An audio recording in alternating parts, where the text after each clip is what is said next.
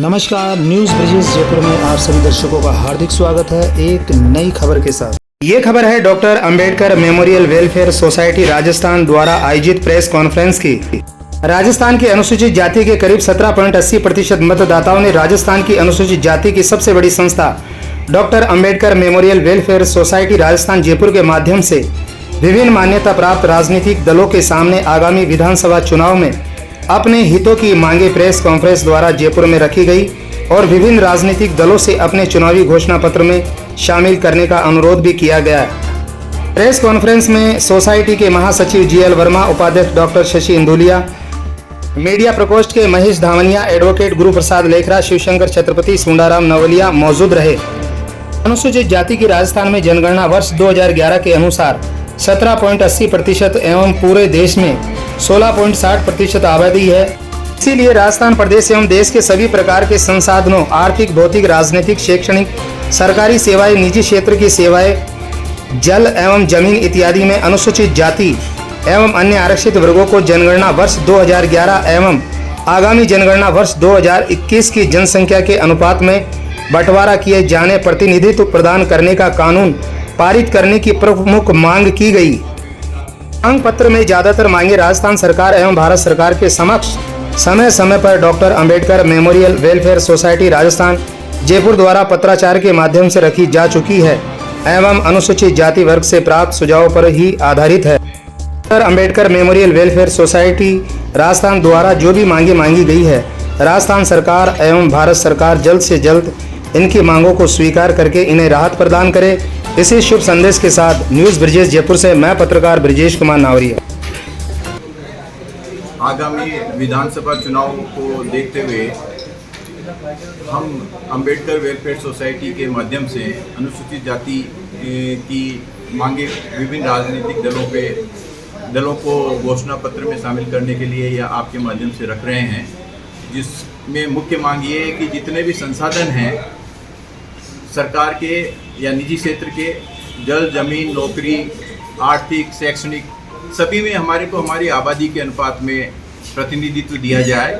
और जैसे हमारी संस्थाएं हैं अनुसूचित जाति आयोग वगैरह, उनको संवैधानिक दर्जा दिया जाए, जिससे कि वो कुछ जो भी कहें वो कुछ काम हो सके। और विभिन्न योजनाओं में जो आर्थिक योजनाएं हैं या सरकारी योजनाएं हैं, सरकारी योजनाओं में और सरकारी नौकरियों में देखिए हमारा आरक्षण प्रतिशत आज भी 50 साल से वही 16% राजस्थान में चल रहा है, जबकि जनगणना 2011 के अनुसार हम 17.8% हैं। ऐसे ही सेंटर में अभी 15% है, जबकि हम लोग 16.6% हैं। तो ये समझ से परे है कि जब 2001 की जनगणना के हिसाब से एमपीज और एमएलएज की सीट्स बढ़ा दी गई हैं, तो सरकारी नौकरियों में और शिक्षण संस्थानों में इसको क्यों नहीं बढ़ाया जा रहा है। ऐसी हमारी सभी मांगे हैं जो कि इसको सरकार को और विभिन्न राजनीतिक दलों को मानकर इस पर कार्रवाई करनी चाहिए, मैनिफेस्टो में शामिल करना चाहिए। जब आपने महापंचायत का जो कार्यक्रम किया था, भारी संख्या में SC/ST के लोग आए थे, उसके बावजूद भी आज आप फिर प्रेस कॉन्फ्रेंस के माध्यम से सरकार से मांग करने जा रहे हैं, तो ऐसे में आप क्या कहना चाहेंगे? देखिए, आपको मालूम है कि सबसे बड़ा महापंचायत था आज तक का किसी भी वर्ग का। उसके बाद में अब उसके बारे में हम ज़्यादा कुछ कहना नहीं चाहेंगे कि उसमें क्या हुआ था और क्यों आगे माना नहीं गया। और मैं अनुरोध करूंगा हमारे साथ में हमारी उपाध्यक्ष हैं कि वो इस पर ज़्यादा प्रकाश डालें।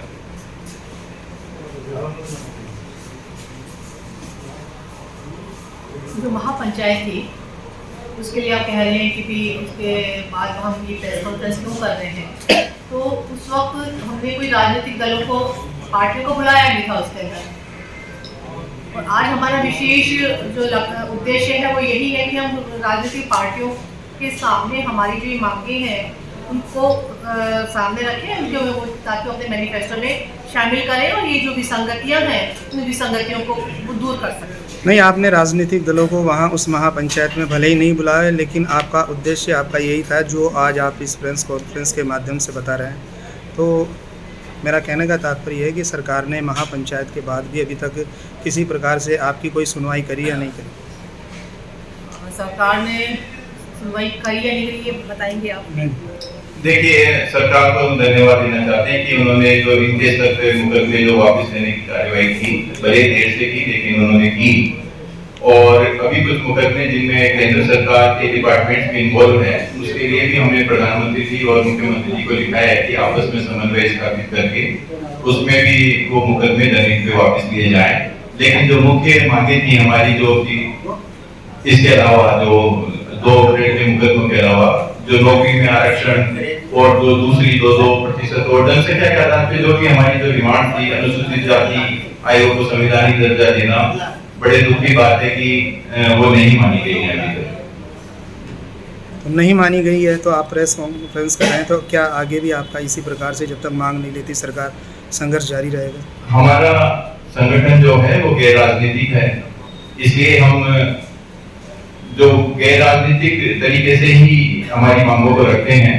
हम कोई किसी पार्टी को सपोर्ट करने की बात नहीं करती है। डॉक्टर अम्बेडकर वेलफेयर सोसाइटी हम निष्पक्ष हैं, सभी पार्टियों को हमारी डिमांड्स हम रख रहे हैं जो कि हमें विभिन्न माध्यमों से प्राप्त हुई है। और 2 अप्रैल के महापंचायत में भी इनमें से मुख्य विषय थे। तो हमारे समाज की डिमांड सब इन सबके पार्टियों के सामने रख रहे हैं। अब ये इनके ऊपर है कि उस पे क्या कार्यवाही करते हैं, और जो कार्यवाही करते हैं वो जनता देखेगी। हम गैर राजनीतिक रह के और हमारे समाज के उत्थान के काम में लगे रहेंगे। जी धन्यवाद। जीएल वर्मा, महासचिव doctor Ambedkar memorial welfare society, और हमारी जो कार्य समिति है उसमें उपाध्यक्ष हैं डॉक्टर शशि दुलिया मैडम, फिर एडवोकेट योग प्रसाद देखरा जी जो हमारे संयुक्त सचिव हैं, और उसके बाद सुंदराराम नावलिया जी जो कि हमारे कार्यकारी सदस्य हैं, कार्य समिति के सदस्य हैं। मेरी बाईं तरफ है महेश दवलिया जी जो कि हमारे संगठन सचिव हैं, और संभागीय सचिव छत्रपति जी, शिव सागर छत्रपति जी हमारे संभागीय सचिव हैं जयपुर के। ये हम लोगों का आज का प्रेस कॉन्फ्रेंस को संबोधित करने वालों का परिचय है। महेश धावनिया, मीडिया संयोजक doctor Ambedkar memorial welfare society Rajasthan. आज हमने pink city press club Jaipur में अनुसूचित जाति समाज की समस्त मांगों को सरकार के समक्ष जो एजेंडे में शामिल करने के लिए, उनके मांग पत्रों में शामिल करने के लिए हमने रखी है। उससे हेतु हमने आज पिंक सिटी प्रेस क्लब में प्रेस वार्ता की गई। इसकी विस्तार से हमारे महासचिव जीएल वर्मा जी ने बताया। मैं पत्रकार महोदय यही कहना चाहूँगा कि हमारी जो भी जायज़ मांगे हैं उनको अपने घोषणा पत्र में दोनों ही पार्टियां सम्मिलित करके और इस पे अमल करें और इसको लागू करें।